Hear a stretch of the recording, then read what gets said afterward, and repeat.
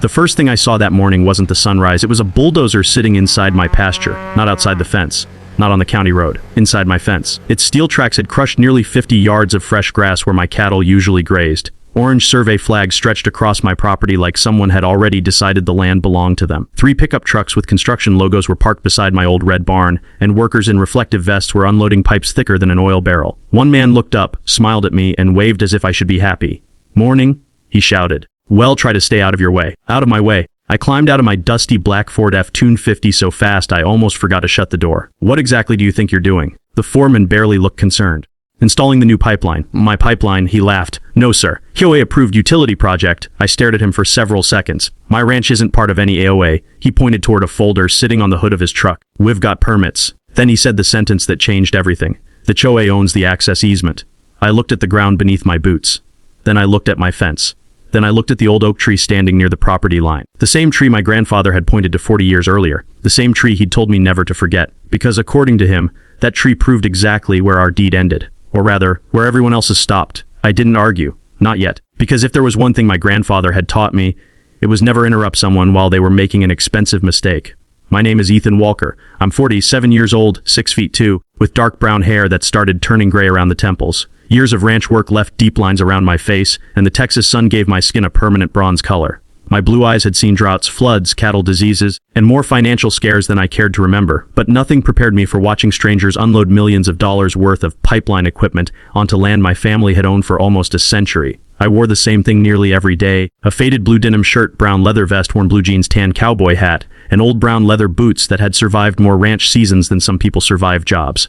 My ranch sat just outside a growing Texas community called Cedar Ridge. When my grandfather bought the land in 1932, the nearest grocery store was almost 30 miles away. Now expensive neighborhoods surrounded 3 sides of the ranch. Developers called it prime real estate. I called it home. My wife, Sarah, always joked that I knew every fence post by name.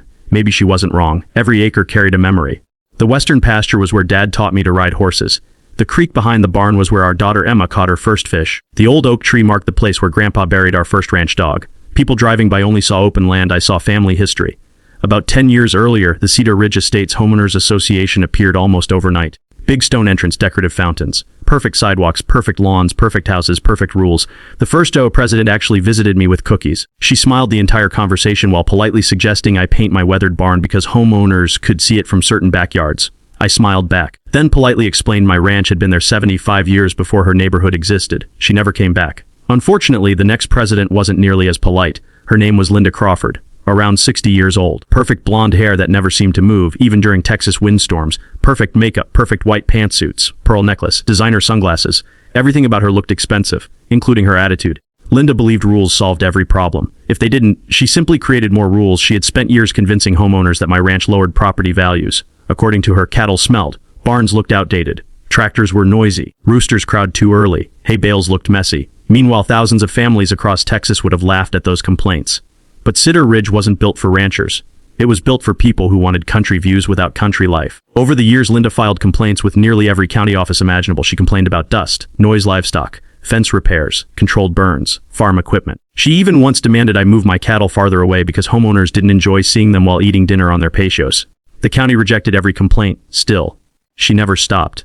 About 3 months before the bulldozer appeared, I noticed unfamiliar people walking near my northern fence. They carried tablets and measuring equipment. Surveyors. I drove over. Morning. One young man smiled. Morning.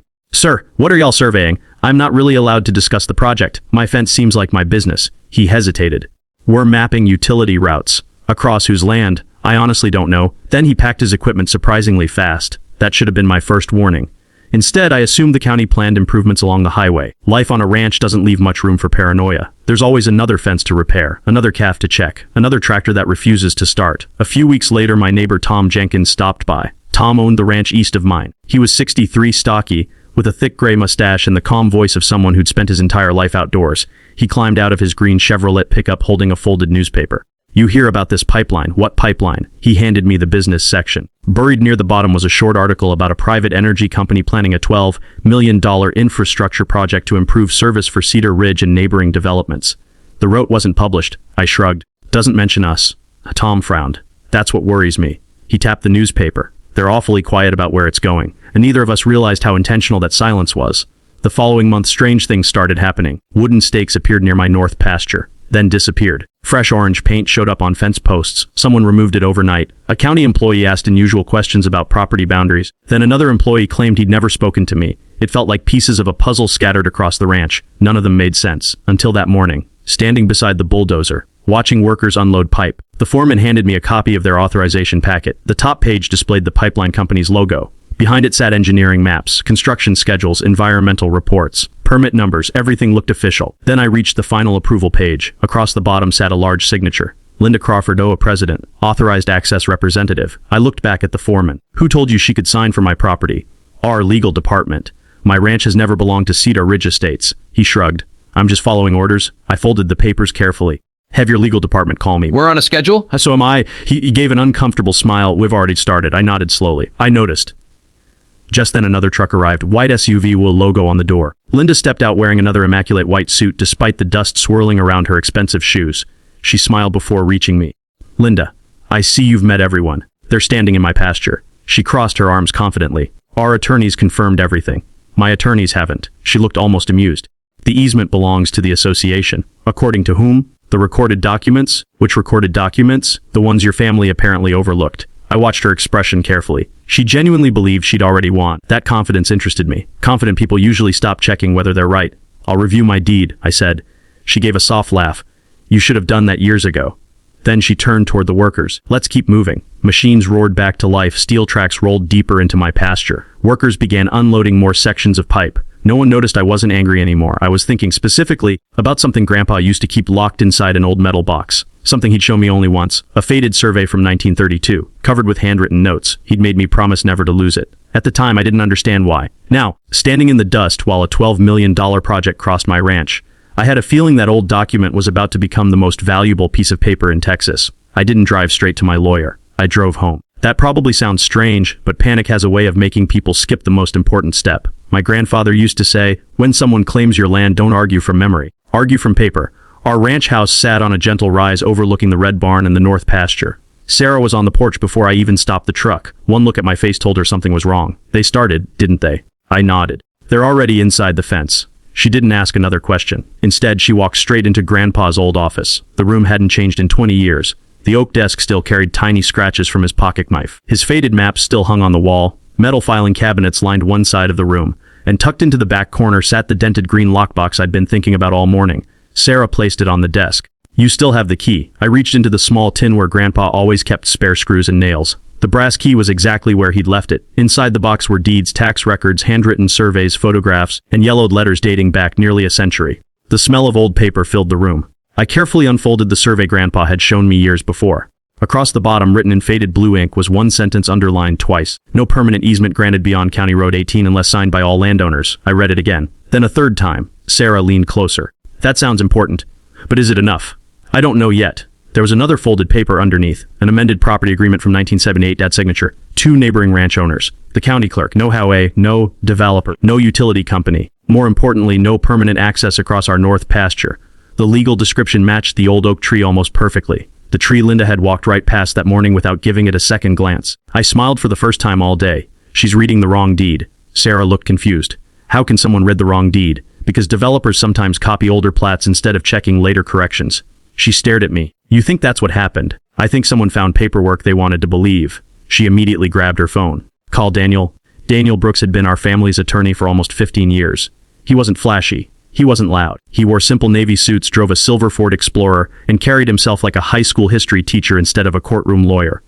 But I'd watched him quietly dismantle people who underestimated him. He answered on the second ring. Ethan, I need you. How bad? Bulldozers. A pause. We're... My pasture. Another pause. I'll be there in 45 minutes. He arrived carrying only a leather briefcase and a yellow legal pad. No dramatic entrance, no promises. He simply walked into Grandpa's office and started reading. For nearly an hour, nobody spoke. He compared deeds, survey maps, county records, boundary descriptions. Every few minutes he adjusted his glasses and made another note. Finally, he leaned back. This is interesting. The best kind. Sarah sat forward. What did you find? Daniel tapped the 1978 amendment. Most people stop reading after the first recorded deed. And this amendment legally replaced part of the original description. So Linda missed it. He shook his head. Then what? I think everyone missed it. Even I felt my stomach tighten. What do you mean everyone? The HOA, the pipeline company, the engineering firm, the title researchers, the county planning office. He closed the folder. They're all working from an outdated property map. I couldn't believe what I was hearing. That's possible. It happens more often than people think. So they don't have an easement. He looked directly at me. Not where they're digging. Sarah smiled. We're done then? Daniel didn't smile back. Not yet. Why? Because they're spending $12 million. The room became quiet. They won't stop because we ask politely. So what do? He stood. We prove it before they bury pipe. That afternoon we drove together to the county records office. The courthouse sat in the center of town, its old limestone walls looking almost unchanged from the photographs hanging inside. County Clerk Maria Alvarez greeted Daniel with a smile. Back already. He handed her grandpa's survey. I need every amendment connected to Walker Ranch. She disappeared into the archive room. 20 minutes later she returned pushing a cart loaded with thick record books. I've never seen anyone request these. Daniel opened volume after volume. Some pages were handwritten. Others had faded typewriter text. Dust floated through sunlight pouring across the old wooden tables. Then Maria stopped. Wait. She pointed to a narrow folder tucked behind another file. I don't think this was indexed correctly. Daniel opened it carefully. Inside rested a certified survey recorded nearly 50 years ago. Stamped, signed, sealed. He read silently for almost 30 seconds. Then looked at me. Ethan, what? I think your grandfather was smarter than all of us. The survey didn't just confirm our property. It corrected a surveying mistake made decades earlier. The north boundary had been shifted almost 40 feet after an old railroad measurement error. 40 feet. It didn't sound like much, until Daniel spread the pipeline map beside it. The planned route sat entirely inside those 40 feet. The room went silent. Maria leaned over the table. Oh, Daniel nodded. Exactly. They're building on private land. Yes. And according to this correction, he smiled for the first time all day. They never had the ranch. Construction had doubled. Excavators were now scraping away topsoil. Huge stacks of steel pipe lined my pasture. Portable offices had appeared beside my barn. Generators hummed nonstop. Workers acted like they'd be finished within weeks. Linda stood near the command trailer laughing with several company executives. She looked completely relaxed. Daniel whispered, "Don't say anything." "You sure? The more they build today, the more expensive tomorrow becomes." I understood immediately. We simply photographed everything. Every machine, every trench, every survey stake, every vehicle. Daniel even recorded GPS coordinates. One construction manager noticed us. "Can I help you?" Daniel smiled politely. "Just documenting progress." The man grinned proudly. "It's moving ahead faster than expected. I can see that. We'll have pipe in the ground by Friday." Daniel thanked him. As we walked away, he quietly said, "I hope not." The next morning, another surprise arrived. A sheriff's deputy pulled into my driveway. Deputy Ryan Cole stepped out holding paperwork. Ryan had known me for years. He looked uncomfortable. "What happened?" "I've got a notice." "What kind?" He sighed. "The HO claims you're interfering with authorized construction." I almost laughed. "They're on my property." "I know." He lowered his voice. "I'm just serving paperwork." I accepted the envelope. Linda had requested an injunction preventing me from obstructing community infrastructure improvements. She was trying to stop me from protecting my own land. Daniel read it in less than 2 minutes. "They're getting nervous." "Why? Because someone told them you hired counsel? So this is pressure?" "Nope. What then? A mistake?" He folded the papers. "The more documents they file, the easier this becomes." That afternoon I finally confronted Linda. She was standing beside the portable office reviewing construction schedules. She smiled without looking up. I reviewed my deed. So did we. "I don't think you did." She laughed. "Our attorneys disagree." I brought mine. Daniel stepped beside me. Linda's smile faded slightly. "Mr. Brooks." Mrs. "Crawford, I assume you're here to threaten litigation." "No, what then?" Daniel held up one certified survey. "I'm here to ask one question." She crossed her arms. "Go ahead. Did your legal team read the 1978 boundary correction?" For the first time, she hesitated, only for a second. "But I saw it." "What correction?" Daniel said nothing. Neither did I. Her attorney, who had been walking toward us from another trailer, suddenly slowed down. Daniel handed him a copy. The attorney scanned the first page, then the second, then the survey map. His expression changed completely. He looked back toward Linda. "When did you get this?" Daniel answered calmly. "This morning." The attorney kept reading. Linda whispered, "What's wrong?" He didn't answer. Instead, he turned and walked back toward the trailer with the survey still in his hand. Linda watched him disappear inside. For the first time since the bulldozers arrived, she wasn't smiling anymore. Linda stood frozen outside the construction trailer, watching her attorney through the tinted window. I could see him laying the survey across a conference table where 3 pipeline executives were already waiting. One by one, they leaned over the map. Then the room erupted. Even through the closed windows, I could see people pointing, shaking their heads and flipping through binders. Linda looked back at me. "What is this?"